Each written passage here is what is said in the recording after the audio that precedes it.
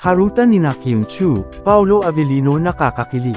Excited na nga ang Chupao fans dahil malapit na nilang mapanood ang Pinoy TV adaptation ng South Korean drama na What's Wrong with Secretary Kim, nina Kim Chiu at Paolo Avellino. Inanunsyo na kasi ngayong Lunes ng streaming platform na Viu sa kanilang social media accounts na nakatakdang lumabas ang Chupao series ngayong Marso.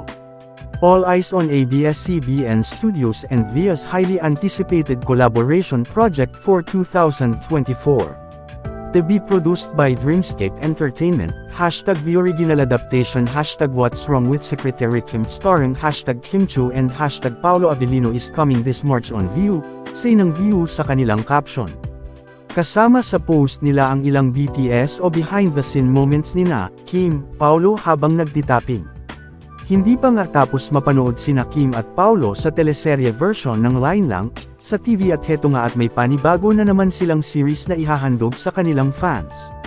Ang maganda, sa ikalawa nilang proyekto ay light at kilig lang na malayo sa nauna nilang serye na Line Lang na super bigat ng istorya.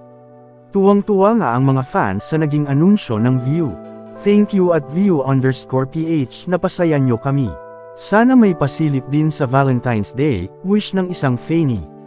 Hindi pa man nag-uumpisa ang serye ay nagpapakilig na sina Kim at Paolo sa social media platform na X, dating Twitter.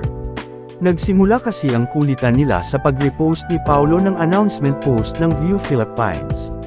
Say niya, sabi ni at Prinsesa Chinita funny daw ako dito. New era of at me Paolo Avellino. Mas funny ka pala sakin. Lalo na yung sample naman ng joke dyan, reply ni Kim.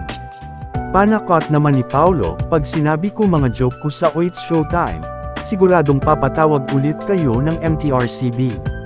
Biro naman ni Kim, huy. TikTok ka na lang since kasama sa pagiging funny maging dance race. Pa-drop na lang daw po ng mga pwede niyang gawin dance challenge. Comment below. Ayos ba boss?